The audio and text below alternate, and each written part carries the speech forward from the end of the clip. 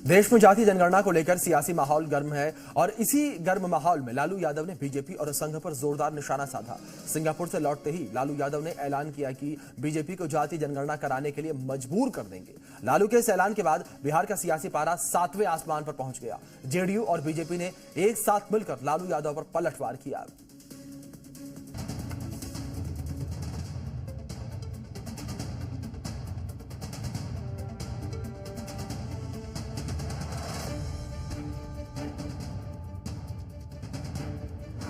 Singapore से लौटते ही action में आए लालू यादव।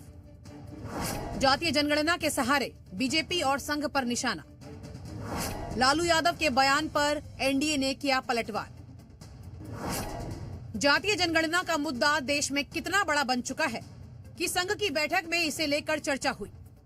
इसे सियासी हथियार न बनाने की सलाह दी गई।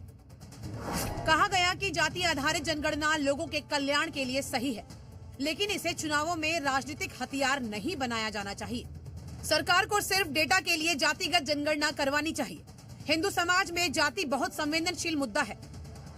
संघ डेटा के पक्ष में है, लेकिन बीजेपी के इरादे किसी से छिपे नहीं। तभी तो बिहार पहुंचते ही लालू यादव ने इसे लेकर संघ और बीजेपी दोनों को निशाना बनाया। कहा, इन आरएसएस और बीजेपी वाले का कान पकड़ दंड बैठक कराकर इनसे जातिगत जनगणना कराएंगे।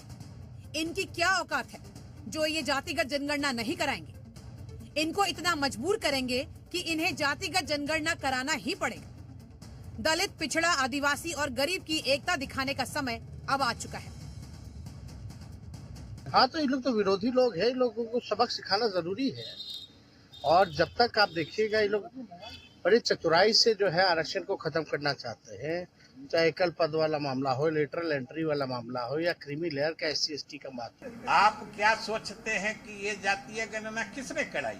अगर कोई दूसरा आदमी बोलते हैं जो जातीय गणना हमने कराई, तो ये तो आपके सोचने पर निर्भर करता है ना। आप उनसे क्यों नहीं पूछते हैं जो आप क्या थे, किस हैसियत में आपने ये फैसला किया था।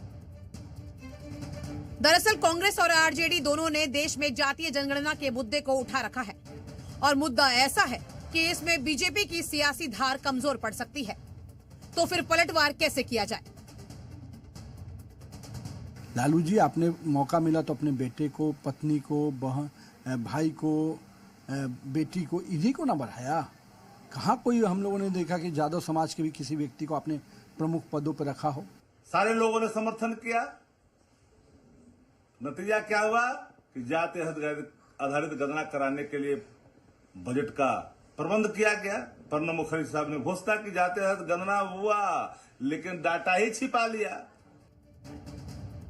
दरअसल जातीय जनगणना वो मुद्दा है जिसे बीजेपी पकड़ना नहीं चाहती। बीजेपी जानती है कि इस मुद्दे में वो फंस सकती है, लिहाजा किनारा करना ही बेहतर है। लेकिन इस बार आम चुनाव से ही आरजेडी ने इसे मुद्दा बनाकर रखा है, जो बीजेपी के लिए बड़ी चुनौती है। पटना से शिवम के साथ ब्यूरो रिपोर्ट, जी मीडिया।